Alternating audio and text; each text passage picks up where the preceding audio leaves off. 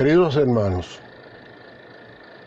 sean todos bendecidos en este día y en todos los días de su vida.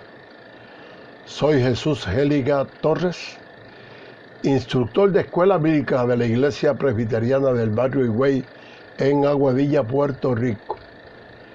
Y les traigo en el día de hoy el foro bíblico correspondiente al domingo 31 de mayo del 2020.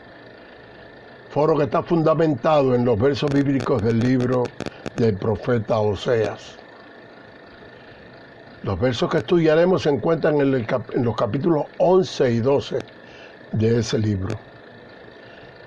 De primera instancia leeremos los versos del capítulo 11, que son el 1 y el 2, y luego los versos del 7 al 10. Oseas 11, 1 al 2 y 7 al 10. Cuando terminemos el estudio de esos versos, procederemos con los correspondientes al capítulo 12. Iniciemos pues leyendo los versos de la primera parte, Oseas 11, 1 al 2 y 7 al 10, y sabemos que el Señor habrá de bendecirnos con su palabra. Y dice así la palabra del Señor: Cuando Israel era muchacho, yo lo amé, y de Egipto llamé a mi hijo. Cuanto más yo lo amaba, tanto más se alejaban de mí. A los baales sacrificaban, y a los ídolos ofrecían sahumerios. Y los versos del 7 en adelante dicen: Entre tanto mi pueblo está adherido a la rebelión contra mí. Aunque me llaman el Altísimo, ninguno absolutamente me quiere enaltecer. ¿Cómo podré abandonarte, oh Efraín? ¿Te entregaré yo, Israel? ¿Cómo podré yo hacerle como Adma o ponerte como Zeboín? Mi corazón se conmueve dentro de mí, se inflama toda mi compasión. No ejecutaré el ardor de mi ira, ni volveré para destruir a Efraín, porque Dios soy y no hombre, el santo en medio de ti, y no entraré en la ciudad. En pos de Jehová caminarán, él rugirá como león, rugirá y los hijos vendrán temblando desde el occidente. Estos versos tienen antecedentes históricos que debemos repasar. La referencia a Israel que se hace en el primer verso corresponde al nombre, según la Biblia, que Dios le asignó a Jacob. Recordemos que Jacob era nieto de Abraham, quien a su vez era hijo de Isaac. Es así como la descendencia de ellos se llamó Israel. Jacob fue padre de 12 hijos, con 4 diferentes mujeres, 2 esposas y 2 siervas. Y cada uno de estos hijos se convirtió en cabeza de las tribus israelitas. Por nombre llevaban Rubén, Leví, Simeón, Judá, Zabulón, Isaacar, Dan, Neftalí, Gad, Aser, José y Benjamín. La tribu de José, sin embargo, aparecerá reemplazada en ocasiones por el de sus hijos, como 2 tribus diferenciadas, Efraín y Manasés. Hasta la llegada del Mesías, los gobernantes de Israel debían proceder de la tribu de Judá y los sacerdotes eran de la tribu de Leví. Luego las 10 tribus del norte fueron las conocidas como Reino de Israel y las del sur como Reino de Judá. La Biblia nos dice también que en la segunda mitad del reinado de Salomón había crecido descontento en medio de las tribus. Un descontento proveniente de muchas situaciones. Y debemos mencionar algunas de ellas. Las tribus del norte habían cambiado la religión monoteísta de Jehová por una politeísta de dioses paganos. Y las construcciones emprendidas por el rey Salomón exigían enormes contribuciones en dinero y para la mano de obra. Pero la parte más próspera del pueblo era la más codiciosa y no querían pagar sus impuestos que habrían de solventar las obras del rey. Se concedían mejores privilegios a las tribus y territorios que estaban ubicadas al sur. Estos asuntos condujeron a la separación de las 12 tribus hebreas en 2 reinos. El de Israel al norte, cuya capital era Samaria, y el de Judá al sur, con Jerusalén como capital. Oseas, por su parte, es el primer profeta menor que nos presenta el Antiguo Testamento. Su nombre significaba Jehová salva, y era un hombre apasionado, de alma profunda y delicada.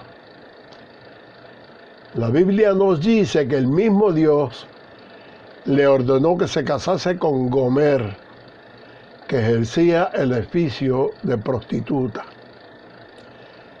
De ella tuvo 3 hijos, a los que el mismo Dios le puso nombre. Nombres simbólicos del castigo de Israel y un preludio a las desgracias personales del profeta. El primero se llamaba Jezrael, cuyo nombre siniestro que sugería la llanura donde Jehú exterminó la dinastía de Acab. La segunda fue una niña que recibió el nombre de los Ruhamá, que significaba la no amada. El tercer hijo recibió el nombre de Loami, que significa no mi pueblo. Posteriormente esos nombres cambiarán cuando la mujer del profeta vuelve al amor de su esposo, simbolismo del regreso de Israel a su Dios. A los fines de explicación, leamos nuevamente los versos 1 y 2 de la lección. Cuando Israel era muchacho, yo lo amé, y de Egipto llamé a mi hijo. Cuanto más yo la amaba, tanto más se alejaba de mí. A los Baales sacrificaban, y a los ídolos ofrecían sahumerios. Dios amó a Israel desde el nacimiento como pueblo. Dios habla al pueblo de Israel y les hace ver con claridad el amor que Él siempre les había prodigado. Pero contrario a eso, vemos la rebelión con la que ellos le correspondían.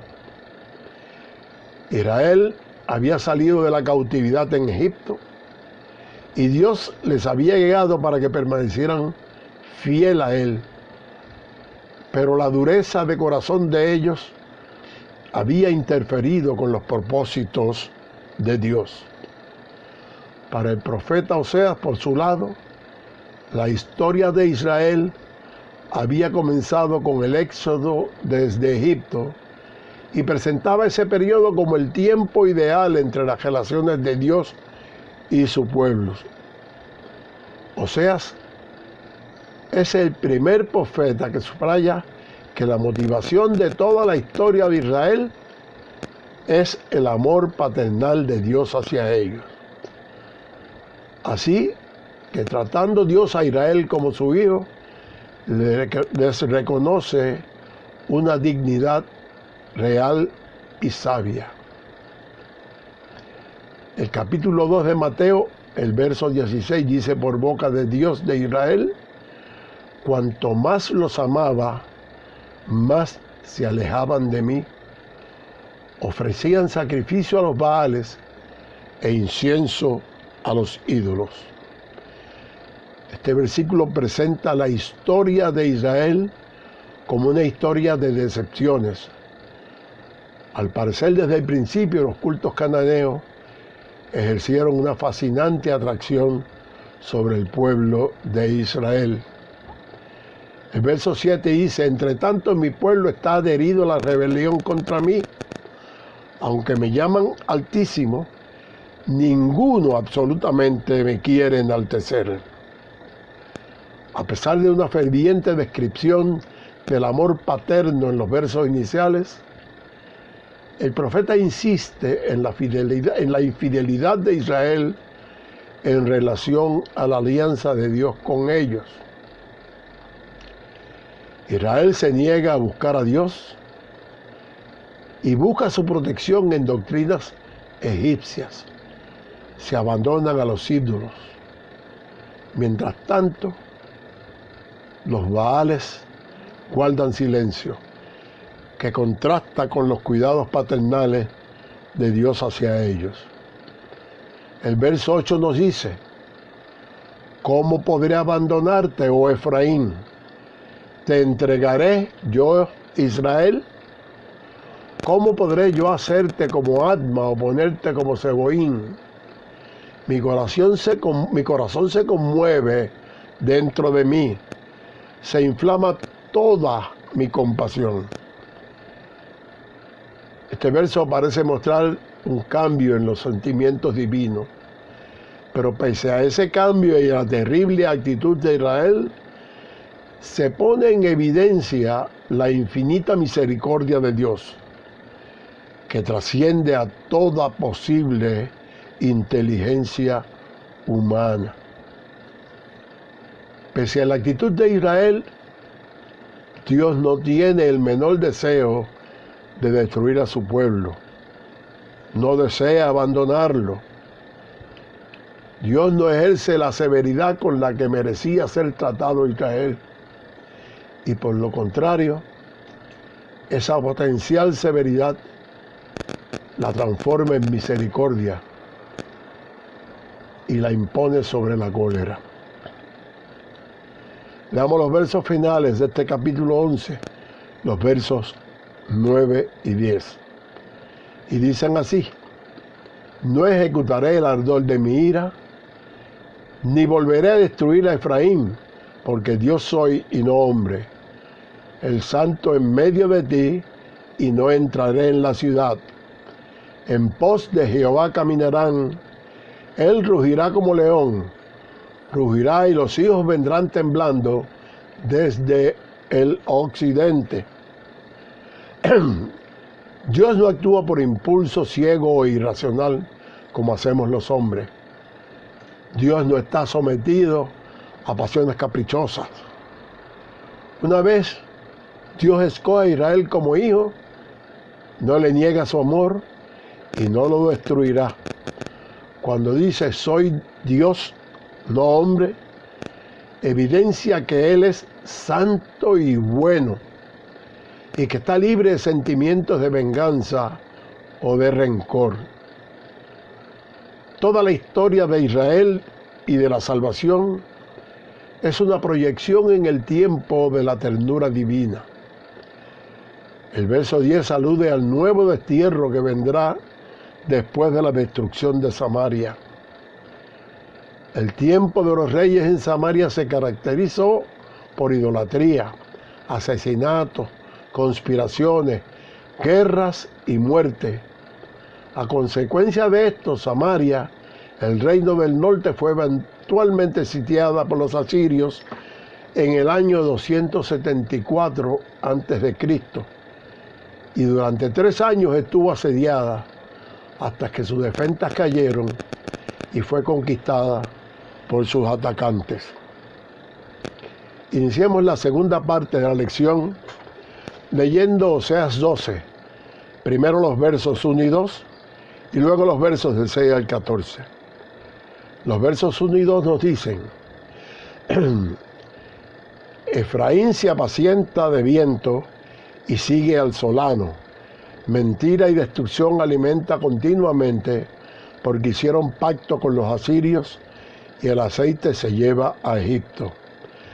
Pleito tiene Judá para castigar a Jacob conforme a sus caminos, le pagará conforme a sus obras. Los versos del 16 al 14 dicen, los versos del 6 al 14. Tú pues vuélvete a tu Dios, guarda misericordia y juicio, en tu Dios confía siempre. Mercader que tiene en su mano peso falso, amador de opresión. Efraín dijo, ciertamente he enriquecido, he hallado riquezas para mí, Nadie hallará iniquidad en mí, ni pecado en todos mis trabajos. Pero yo soy Jehová tu Dios desde la tierra de Egipto. Aún te haré morar en tiendas, como en los días de la fiesta. Y he hablado a los profetas, y aumenté la profecía, y por medio de los profetas usé parábolas. ¿Es Galaad iniquidad? Ciertamente vanidad han sido. En Gilgal sacrificaron bueyes, y sus altares son como montones en los surcos del campo. Pero Jacob huyó a tierra de Aram. Israel sirvió para adquirir mujer, y por adquirir mujer fue pastor. Y por un profeta, Jehová hizo subir a Israel de Egipto, y por un profeta fue guardado. Efraín ha provocado a Dios con amarguras, por tanto hará recaer sobre él la sangre que ha derramado, y su Señor le pagará su oprobio. En estos versos, Oseas nos trae información pertinente a Efraín, que fue el segundo hijo de José. José, el hijo de Jacob, el que algunos llamaron el egipcio en un momento, y que había sido vendido por sus propios hermanos a mercaderes. Efraín, a pesar de no ser el primogénito, había recibido la bendición de su padre en lugar de su hermano Manasés, que sí había sido el mayor de José. Leamos pues los primeros 2 versos de este capítulo 12. Efraín se apacienta de viento y sigue al solano. Mentira y destrucción aumenta continuamente, porque hicieron pacto con los asirios, y el aceite se lleva a Egipto. Pleito tiene Jehová con Judá, para castigar a Jacob conforme a sus caminos. Le pagará conforme a sus obras. Estos versos infieren que Efraín es reprendido por su mala conducta cuando intenta buscar rutas equivocadas para satisfacer sus deseos. Deseos que van mucho más allá de las necesidades reales a las que Dios da provisión a aquellos que le creen.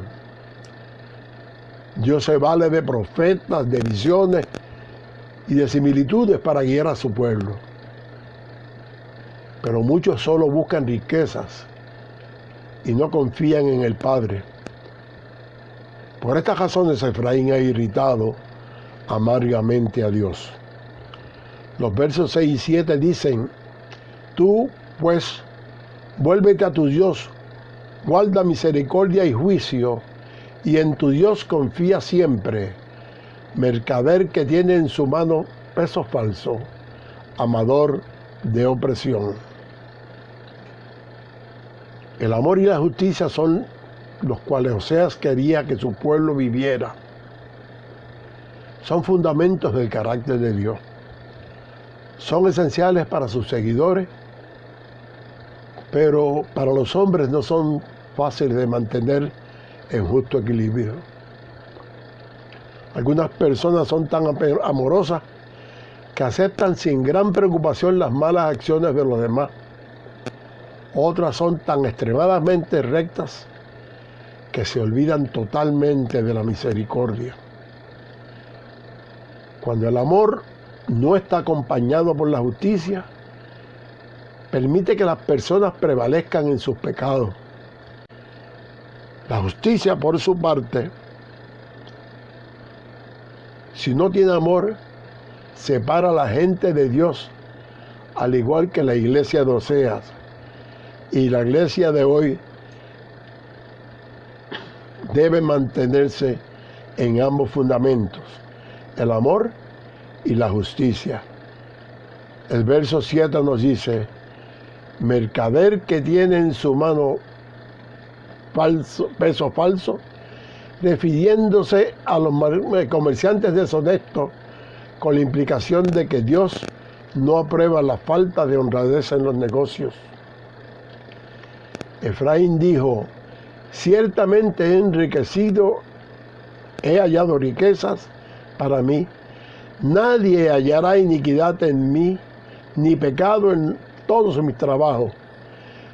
Pero yo soy Jehová tu Dios desde la tierra de Egipto, y aún te haré morar en tienda, como en los días de la fiesta. Efraín ha reunido su dinero de manera deshonesta, y pensaba que la abundancia de su riqueza era bendición de Dios. En este sentido se parece al cristiano moderno que acepta que es malo, pero no tan malo. Y argumenta eso diciendo: pero es que los hay peores que yo. El verso 9 parece que Dios le dice a Efraín: yo no he concluido mi trato contigo aún.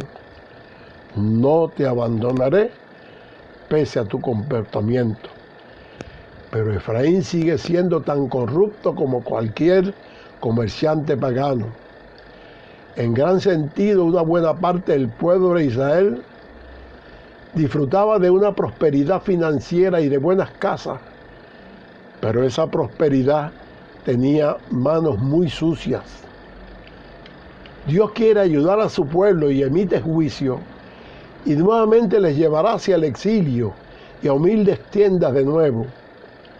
Este es un juicio certero que Dios ha transmitido por medio de los profetas, pero aún así muchos seguimos con oídos sellados. Los versos 10 y 11 dicen: he hablado a los profetas y aumenté la profecía, y por medio de los profetas usé parábolas. ¿Es Galaad iniquidad? Ciertamente vanidad han sido. En Gilgal sacrificaron bueyes, y sus altares son como montones en los surcos del campo. Como todos sabemos, una parábola es una manera de representar de una forma diferente las cosas, para poner las cosas por medio de símbolos.